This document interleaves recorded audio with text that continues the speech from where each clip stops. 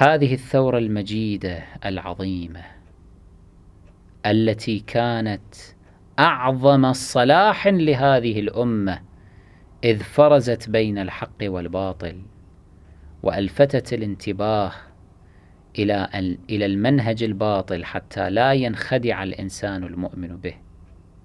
هذه الثورة العظيمة التي لولاها لما تبقى الإسلام.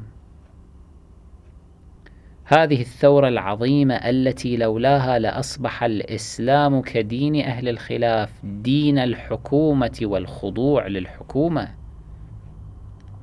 لأن أهل الخلاف كما قلنا لكم وبينا يعلمون أبناءهم على السمع والطاعة للحكام طاعة عمياء، اسمع وأطع، وإن ضربت عنقك، وإن جلت، وإن ظلمت، وإن انتهك عرضك، وإن عليك بأن تسمع وتطيع وتخضع.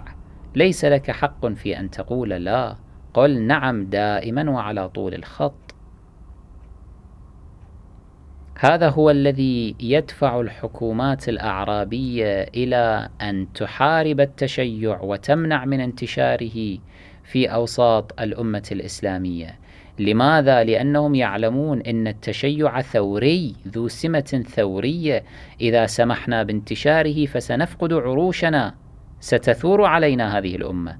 الشيعي الحقيقي لا يقبل بالحاكم الظالم أبدا. الشيعي الحقيقي ينحاز دائما إلى المظلومين والمستضعفين، حتى وإن كانوا أهل مذهب آخر أو ملة أخرى.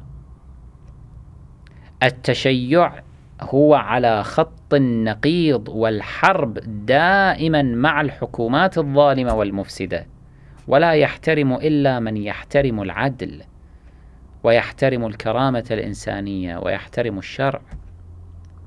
التشيع هذه هي مدرسته، هذه هي تعاليمه. أما ما يسمى التسنن فهو مذهب أو دين يطوع الأفراد ويعلمهم أن اخضعوا للحاكم واسمعوا وأطيعوا له واقبلوا به برا كان أم فاجرا.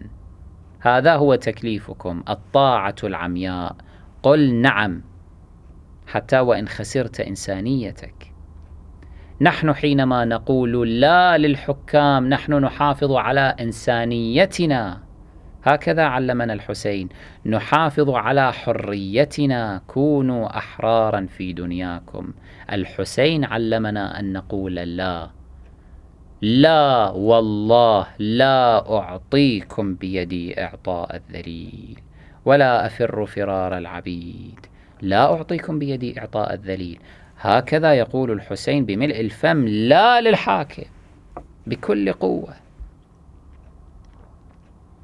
هذه الثورة المجيدة العظيمة، هذه التعاليم السامية التي اختزنتها هذه الثورة وتفجرت وانبثقت منها إلى كل العالم، حتى أن رجلا هندوسيا كالمهاتما غاندي تعلم منها وقال مقولته الشهيرة: تعلمت من الحسين كيف أكون مظلوما فأنتصر، فحرر الهند.